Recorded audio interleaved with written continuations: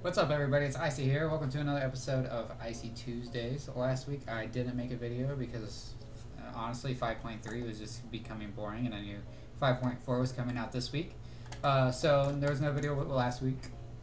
But in this episode of Icy Tuesday, we're going to be going over Frost and 5.4. 5.4 has changed a lot. Mage Frost has changed a lot in 5.4. The other classes haven't changed so much. But basically, we have a whole new mastery. The new mastery, we got rid of the old one, the one that buffed your damage on frozen targets, and now you just get like a passive buff.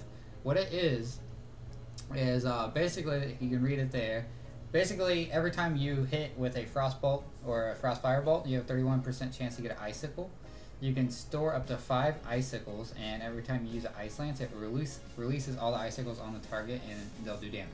So basically, nothing really changes. That is a huge change to your mastery, but it doesn't really affect your PVE at all. That's really just a PvP, kind of a nerf, I would say.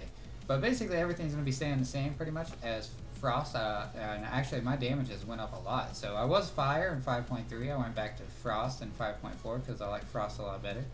So basically, here's the towns you're going to take. Of course, you want to take your Presence of Mind.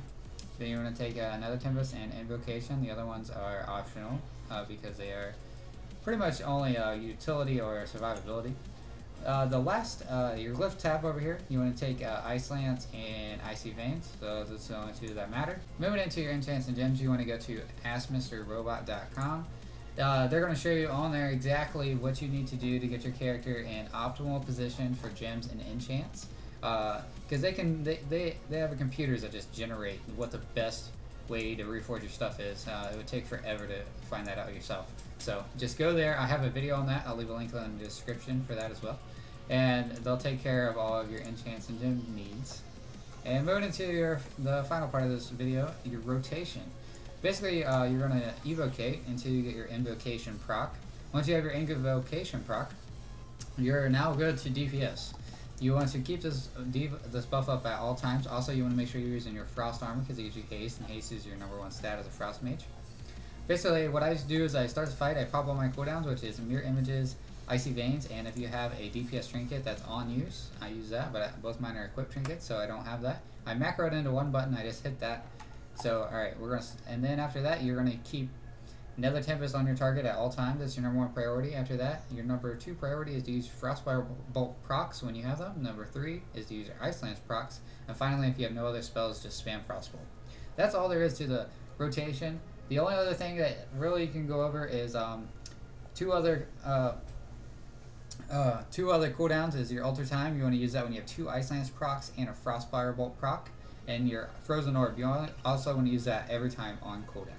Alright, so I'm going to show you guys what that looks like in rotation so you guys can see what that looks like. Now check it out.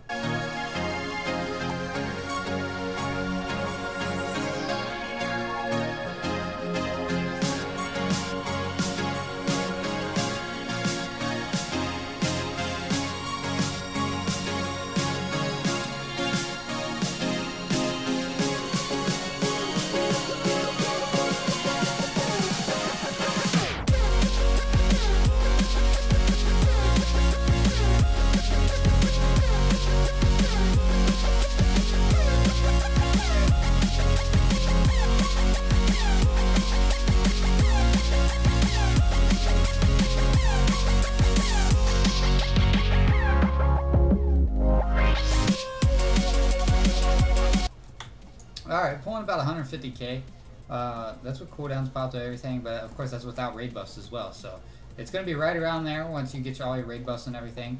So as you can see, Ice is pretty solid, and I'm really loving it. Alright guys, I'll see you guys next week in another episode of Icy Tuesdays. You guys have a good one. Icy out.